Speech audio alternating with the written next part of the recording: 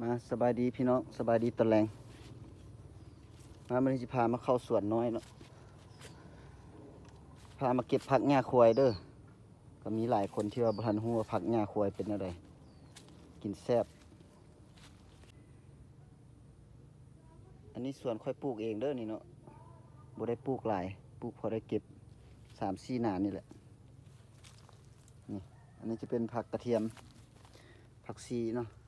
นานนี่อันนี้จะเป็นปลูกหมกทั่วต้นหมกทั่วนี่ก็เป็นคังเพิ่น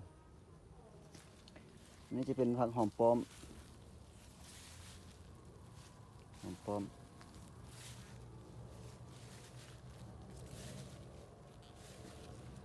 อันนี้จะเป็นผักกาดอันนี้เป็นผักกาดขิวเนาะไว้กับลาบเฮ็ดแกงกระแซบพี่น้องเลยนี่เดี๋ยวสิพาเบิ่งอันน่ะผักหญ้าควายเป็นอะไรโอ้หน้านั้นงามด้วยนั่นผักหญ้าควาย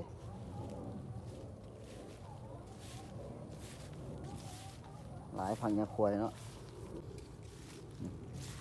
นี่แหละผักหญ้าควายพี่น้องนี่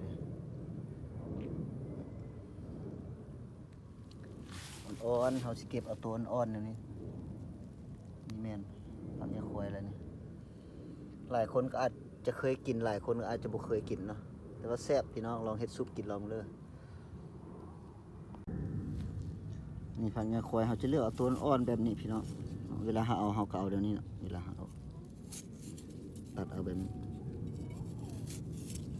ตัดเอาตัวยอดอ่อนมันนี่ก็แม่นเบิดเลยนี่ตัดเอายอดอ่อนมันแบบนี้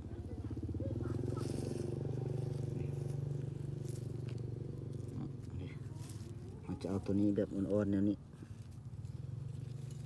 ตัวยาวมันก็เป็นกินเนาะตัวยาวแต่ว่ามันจะหยาบตัวยาวอันนี้เขาเอาเนาะมันยาวโพดนี่มันยาวโพดมันหยาบแล้วเลือกเอาตัวอ่อน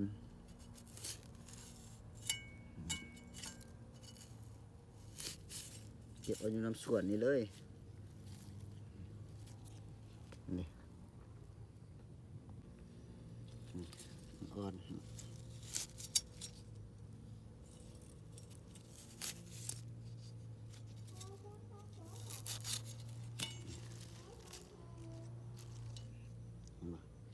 เลือกเอาอ่อนๆแบบนี้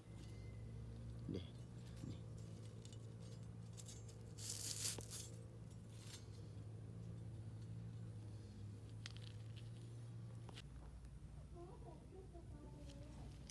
เลือกเอายอดอ่อนๆแบบนี้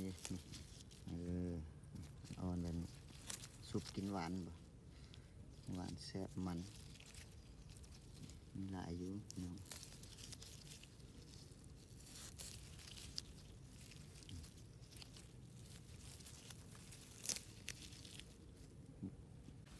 ผักขมอันนี้เก็บไปปนกันเลยอันนี้ยอดผักขม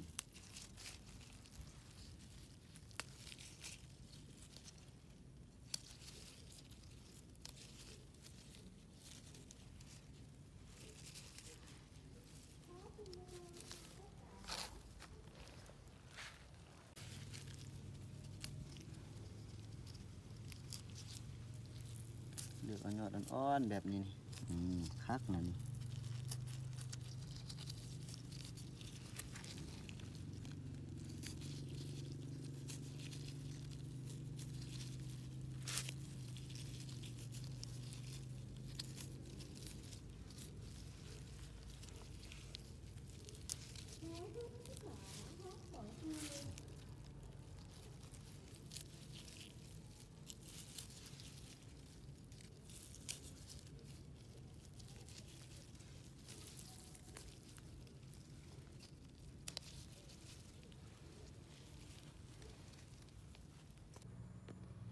นี่ก็เป็นผักขมนี่พี่น้องนี่เอาซุปใส่น้ำกันเลยผักขมก็ได้ขมอันนี้ผักกาดดอกผักกาดดอกมันกับเอากับเด็ดไปซุปใส่น้ำกันเลยยอดมันแซ่บ เก็บเอาตัวยอดมันนี่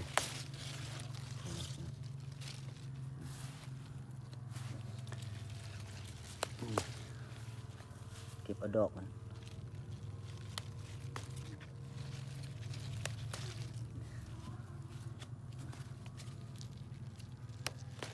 ดอกมันก็ไปซุบใส่น้ำกันเลยดอก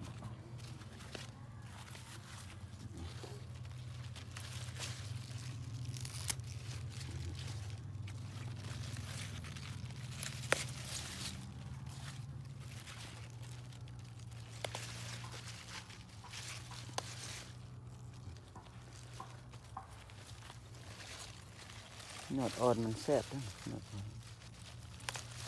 นี่มันก็ยังมีอยู่